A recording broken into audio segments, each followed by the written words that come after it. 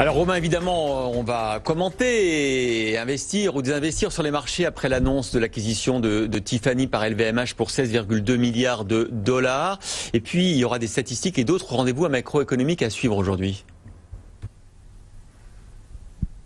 Oui, tout à fait. Mais là, évidemment, on regardera l'évolution du cours d'LVMH. La nouvelle était plutôt bien reçue.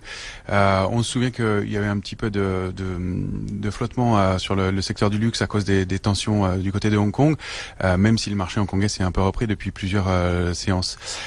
Donc, cette semaine, évidemment, des publications macroéconomiques. Enfin, c'est toujours l'évolution des négociations sino-américaines qui donnent le là sur les marchés. On l'a vu vendredi soir avec un regain d'intérêt de la part des opérateurs suite à des annonces de détente de la part des deux camps. Donc on continuera à évoluer au gré de ces déclarations dans le courant de la semaine.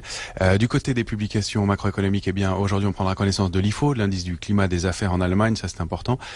Et puis cette semaine le calendrier sera un peu tronqué puisque les marchés américains seront fermés jeudi pour Thanksgiving et rouvriront uniquement pour une demi-séance vendredi. Donc ça va décaler le calendrier macroéconomique et c'est pour ça que mercredi sera une journée un peu plus chargé. On prendra connaissance des commandes de biens durables, de la deuxième estimation du PIB pour le troisième trimestre en deuxième estimation aux États-Unis, des promesses de vente de logements et puis du livre belge de la Fed. Voilà, donc pas mal d'éléments encore cette semaine, même si la fin de semaine sera probablement un peu plus calme à cause de Thanksgiving. Merci Romain Daubry.